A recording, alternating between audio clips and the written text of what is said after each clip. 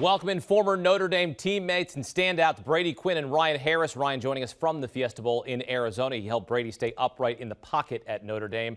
Brady, this looked like a Notre Dame victory early on. The offense looked spectacular until it didn't. What happened? And also, did you ever throw the ball 68 times when you were at Notre Dame?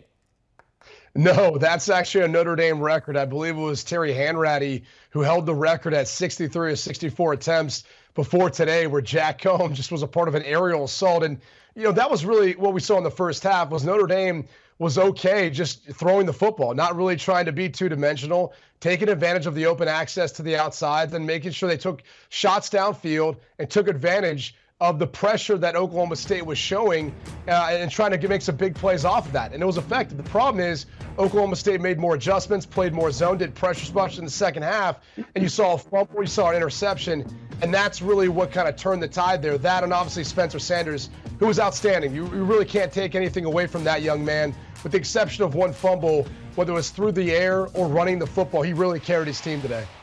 Oklahoma State had one of the best defenses in the country this season, allowing less than 17 points per game, Ryan. What changed in the second half? I think it was conditioning. One big thing that gets overlooked in bowl games are the conditioning of the players, right? In the second half, Oklahoma State was just ready to play 2 more quarters of football, and Notre Dame looked exhausted. One of the things you always see, the telltale sign, is the heaving of the chest, right? And that's what you saw a lot by Notre Dame. They just weren't ready to play 4 quarters of football, and yet that's what Oklahoma State did. That's how they barely lost that Big 12 game, by playing 4 total quarters. But then Spencer Sanders, as Brady said, was just phenomenal. I mean, he played so well today. If you're him and his family, you're saying, are we going out for the NFL this year? Because you're not going to get a better performance than what he did. He was dominant, especially with his legs, but choosing when to run and giving his athletes opportunities downfield to make plays. That was the difference in the game. Yeah, again, he set a Fiesta Bowl record with 496 total yards. Brady, look, even as an Ohio State fan, you knew how excited I was for Marcus Freeman, a guy that went to Ohio State. I told some of the recruits that came on here, I said, man, you've got to be pumped to go play for Marcus Freeman. This guy is awesome. But how would you evaluate his first game as a head coach? No, look, I think it's just the start. Yeah, I think there is a foundation that was set there because you got a glimpse, at least in the first half, of what this team is capable of in all 3 phases. I mean, their defense was playing dominant. Their offense obviously was really making big plays at will. I thought you saw a lot of the genius of Tommy Rees and him along with Marcus Freeman kind of both being, kept there, to me was huge. But, Rees and the play calling, the way he went up scripting things, to me, was what was most effective, at least offensively. What really happened in the second half was just missed tackles. And Ryan talked about the conditioning. That might have been part of it. Blake Fisher, the right tackle spot, he seemed at times when he was getting beat like he might have been a little out of condition. That makes sense. He's coming off of an injury. But the bottom line is this team's nowhere near where it can be.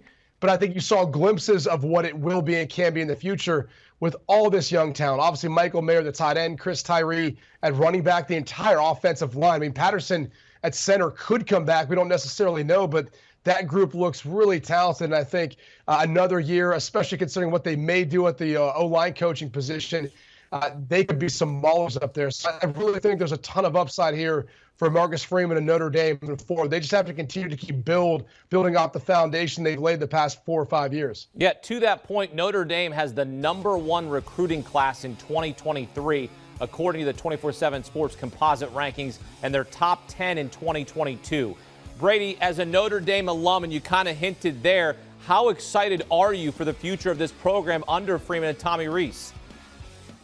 I'm extremely excited, but the hard thing is they got the work cut out for them.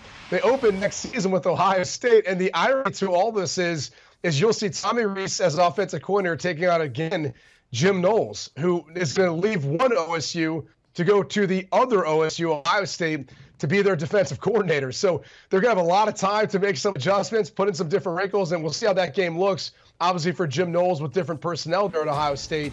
But it gets off to a really tough start.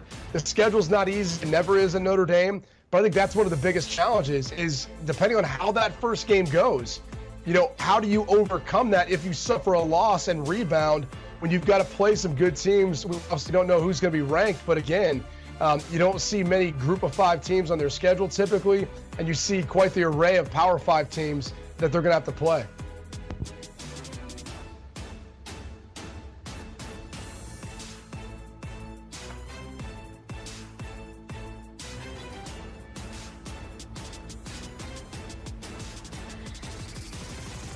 Ryan, also, as being a Notre Dame alum, how excited are you for the future of this program?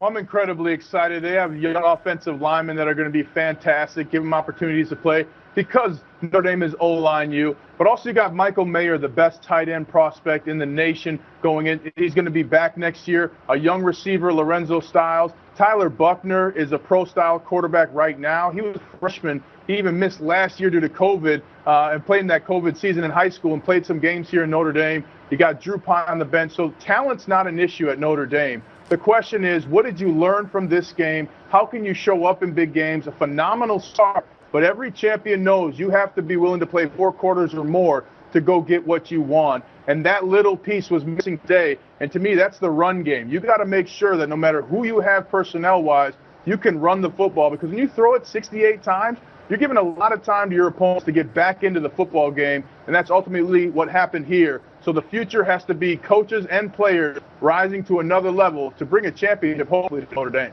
And Brady, let's give some credit here to Mike Gundy and his staff, having his kids prepared in the second half to ultimately come back and win. What did it say about that program, a program that was very competitive all season long? I mean, literally inches away from a Big 12 championship and probably playing in the college football playoff. In my opinion, I think they would have leapfrogged Cincinnati and end up getting in as a Power 5 conference champ as opposed to an undefeated group of 5. So that's how close they were to being in an entirely different scenario.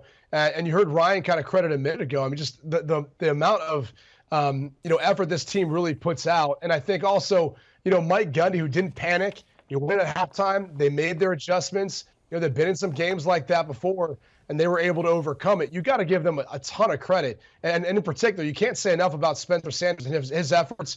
Obviously, Tay Martin, Brenton Presley, both those guys stepped up in a big way on the outside of wide receiver, making plays for him for that to be possible. But again, Sanders really stole the show, both running and throwing the football and keeping his team in games today. But these 2 wide receivers, and you saw this all year long in the Big 12, making play after play after play for Oklahoma State. But, I mean, look, they could have easily, after losing to Baylor, especially the way they did, kind of started licking their wounds and came into this and I was excited because they could have been playing on the playoff and they weren't. Instead, I think they made a statement in the second half. They really did with the way they were able to come back and fight and find a way of winning the game. Oklahoma State rallied from a 28-7 deficit, the largest comeback in school history. Brady, Quinn, Ryan Harris joining us here on CBS Sports HQ. Thank you, man. And for all things college football, check out the Cover 3 podcast. Host Chip Patterson, joined by Tom Fornelli, Danny Cannell, and Bud Elliott, as they take you from National Signing Day to the National Championship with in-depth analysis every week during the season. You get picks against the spread. Loyal listeners will tell you it's one of the best podcasts on the market. The Cover 3 podcast, download and subscribe today. Want a sports network that delivers everything that matters about the game? The highlights, the picks, the instant analysis. No yelling, no fake debates, no politics. Hit the subscribe button and never miss a moment.